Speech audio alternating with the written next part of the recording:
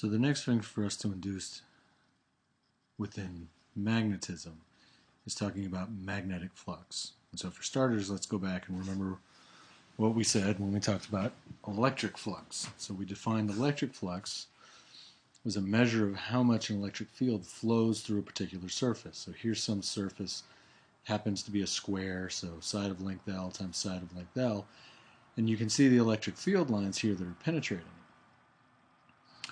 And so the electric flux depends on three things. First one is the strength of the electric field. So basically, what is the magnitude of this vector on the surface? Two is the area of the surface. So you notice here that we've got something listed as the area vector.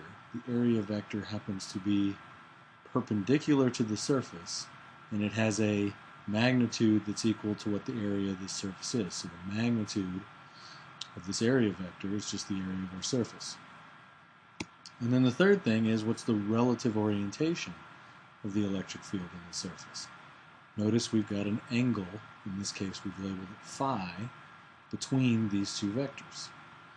So we can account for all this mathematically and say that the electric flux, which we give a capital phi, little subscript of E, so the electric flux is equal to the magnitude of the electric field times the magnitude of the area of the magnitude of the area vector, it's nothing more than the area of the surface, times the cosine of phi, which is just the cosine of the angle between those two vectors. So again, phi here is the angle between the electric field vector and the area vector, which is normal to the surface. If you want the maximum flux, well, you get the maximum flux if basically you were to rotate the surface so that the area vector lined up with the electric field vector. So the maximum flux occurs when the surface is perpendicular to the direction of the electric field, which means that the normal to the surface, that's the area vector, is parallel to the electric field. So that's how I maximize my flux, is that I make the surface itself perpendicular to the electric field so that the area vector lines up. I get the area vector and the electric field pointing in the same direction. Magnetic flux basically works exactly the same way. The only thing that's changing here is, instead of talking about an electric field, we talk about a magnetic field.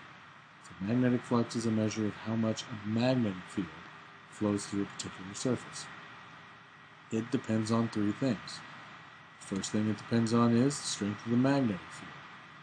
It depends on the area of the surface, and it depends on the relative orientation of the magnetic field in the surface. So again, quantitatively, we're going to capture what we care about in terms of thinking about the magnetic flux in this equation.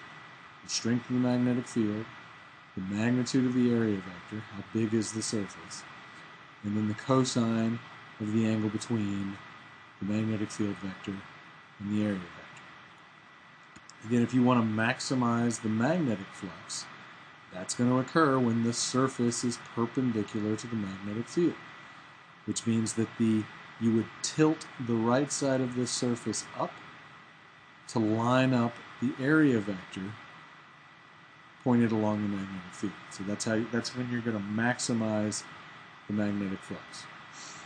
So some other things about magnetic flux. Well, again, if I think about this equation, I can again use this to figure out the units. So I know it's going to have units of, the magnetic field has units of Tesla, area has units of meters squared, cosine phi is just a number. So the units for magnetic flux are Tesla meters squared, and we end up calling that a Weber.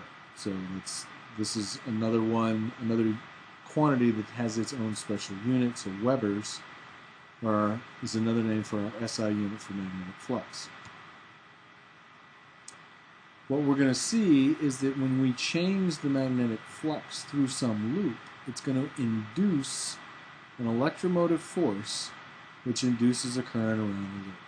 So the first question is, what on earth is an EMF? Well, an EMF, which we're going to use this lowercase epsilon symbol for, it's not a force. It's really an induced potential difference. So an EMF is sort of misnamed It's a historical name, we still use it. But really an EMF is talking about a voltage. Right? So when you change the magnetic flux through some loop, that induces a potential difference. That induced potential difference will drive a current around the loop. That's where we're headed with all this. So since this is this is how we calculate the magnetic flux, then this means there are three ways that you can change the magnetic flux through a loop. You can change the strength of the magnetic field, you can change the area of the loop, and you can change the relative orientation between the magnetic field and the loop. So there's basically three pieces here: magnetic field, magnitude of the area, relative orientation between those three things. And what we'll see when we talk about Faraday's law in the next video is that when you change the magnetic flux by changing one of those three things, then you're going to induce an EMF which will drive a current around the loop.